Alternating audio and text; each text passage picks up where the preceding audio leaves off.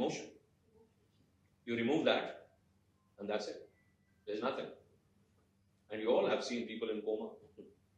Remove that emotion, and they're all vegetables. So, emotion is the core of human life.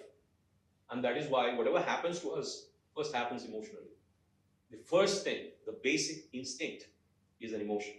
A lot of folks, you might not argue on that because you're doctors, but a lot of folks, when I talk about emotional intelligence, they're actually worried whether thought comes first or the emotion comes first.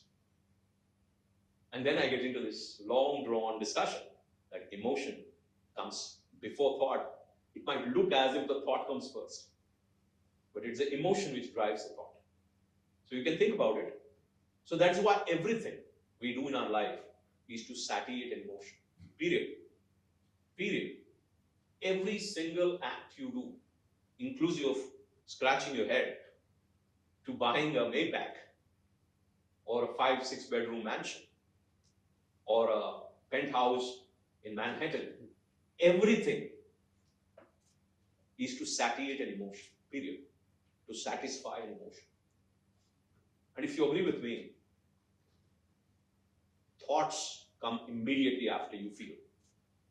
So, emotion, thought. What happens when a bunch of thoughts go onto a counter? I have a thought. Whenever I get this emotion, which is equivalent to feeling, let me tell you.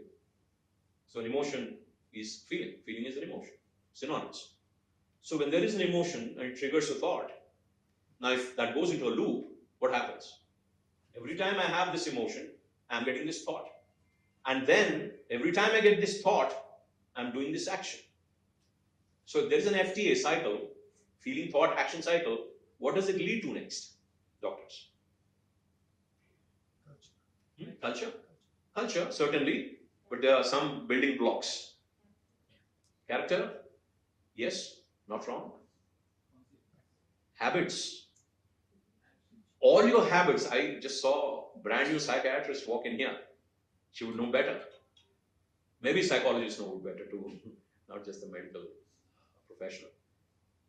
All FTA cycles result in habits, because a feeling, thought, action cycle results in a habit. All your habits are FTA cycles. You can brand them. And all these FTA cycles have a counter. The higher the counter, the powerful this habit. And then de-addiction happens just the opposite. Reverse engineer it.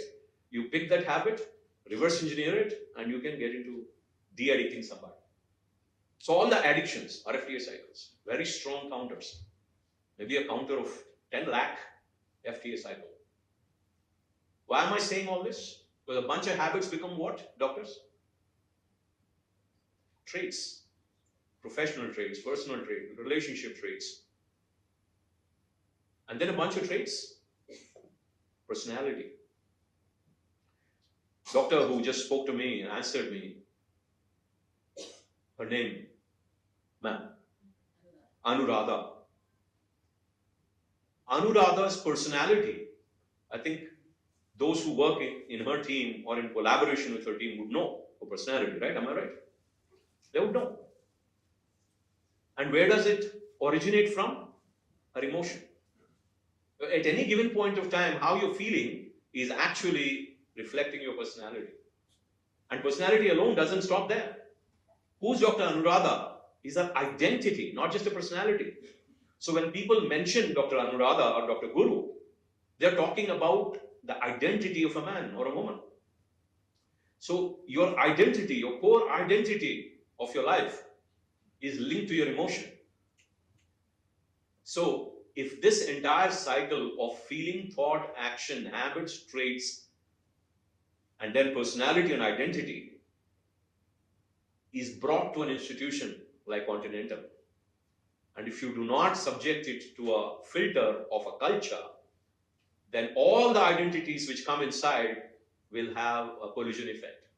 That is why, if at all, I don't know, but if at all there is any collaboration issue, if at all there is a coordination issue, if there are any conflicts in communication, if there is a misunderstanding, if there is any issues with access to each other or unhealthy competition, All this, all these and many more are because that everybody is trying to be an individual, he or she is, and not blending with the organizational culture, if there is one.